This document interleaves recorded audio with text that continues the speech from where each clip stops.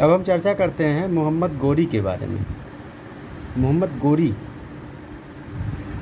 अफ़गानिस्तान में गौर नामक जगह से आया था।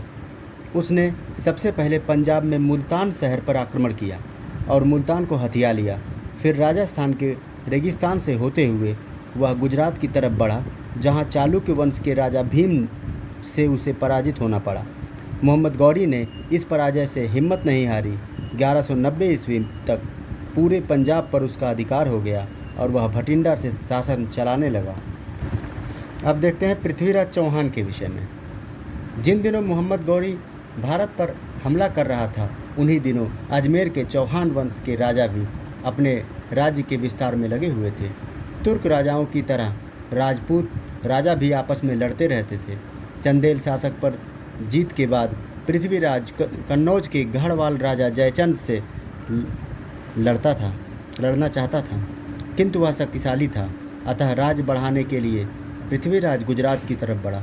गुजरात के शासक भीम ने पृथ्वीराज को भी हरा दिया। भीम से हार कर पृथ्वीराज दिल्ली लौट आया तथा पंजाब की ओर अपना राज्य बढ़ाने के लिए सोचने लगा। तथा मोहम्मद गोरी का राज था, अतः स्वाभाविक था कि पृथ्वीराज और मोहम्मद गोरी के बीच युद्ध हो। अब देखते हैं तराइन का युद्ध। पृथ्वीराज पंजाब पर हमला बोलने की तैयारी कर रहा था।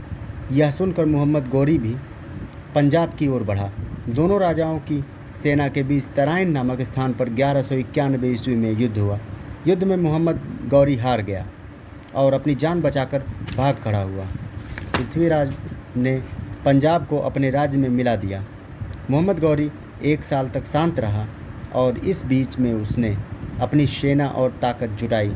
देखिए, कुछ चित्र है जिसके माध्यम से आप समझ सकते हैं कि किस तरह से युद्ध हुआ रहा होगा। तराइन का जो युद्ध था, पृथ्वीराज और मोहम्मद गौरी की सेना तराइन के मैदान में 1192 ईस्वी में 1192 ईस्वी में गौरी ने फिर से पृथ्वीराज पर आक्रमण कर दिया। पृथ्वीराज ने आसपास के राजाओं से मदद मांगी और 3 लाख से अधिक सैनिक इकट्ठा किए। दूसरी ओर गौरी के पास सैनिक तो केवल 1,20,000 थे, परंतु उसके पास घुड़सवारों का एक मजबूत दस्ता था। घोड़े और घुड़सवार दोनों मजबूत इस्पात के कवच से लैस थे। वे बड़ी फुर्ती से आक्रमण कर सकते थे। तेज गति से घोड़े दौड़ाते हुए उन्हें तीरंदाजी में निपुणता प्राप्त थी। पृथ्वीराज की तरफ से आक्रमण शुरू हुआ और उसके हाथी तेजी से बढ़कर गौरी की सेना को कुचलने लगे। इतने में मोहम्मद गोरी के घुड़सवारों ने आगे बढ़कर तीनों तरफ से हाथियों को घेर लिया और उन पर तीरों की वर्षा शुरू कर दी। घायल हाथी ना आगे भाग पाए, ना दाएं ना बाएं, अतः वे घायल हाथी बड़ी तेजी से मुड़कर पीछे की तरफ भागे। पृथ्वीराज की सेना चारों ओर से घिर गई और उसे मोहम्मद गौरी की सेना से पराजित होना पड़ा।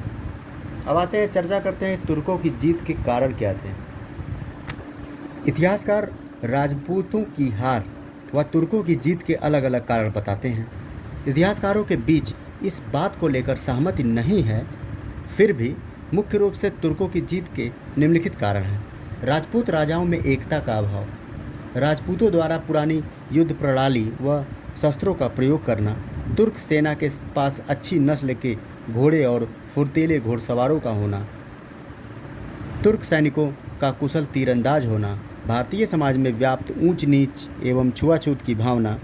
सन 1192 का तराइन युद्ध निर्णायक सिद्ध हुआ। मोहम्मद गौरी की जीत ने तुर्कों के लिए भारत के द्वार खोल दिए, जिससे सल्तनत काल की शुरुआत हुई। अब देखिए, तुर्क का मतलब क्या होता है। तो देखिए, मध्य एशिया के तुर्किस्तान के क्षेत्रों में रहने वाली एक जाति थी तुर्क। और हिजरत क्या होता है, मोहम्मद साहब का मक्का छोड़कर मदीना चला जाना, ये कहलाता है हिजरत। इस तरह से भारत में इस्लाम का आगमन हुआ और एक द्वार खुल गया इस्लाम धर्म को बढ़ाने के लिए। तो इस तरह से तुर्क के बारे में आप जान गए, मोहम्मद गौरी के बारे में आप जान गए, पृथ्वीराज चौहान के बारे में आप जान गए और मुस्लिम धर्म के बारे में आप जान गए। धन्यवाद।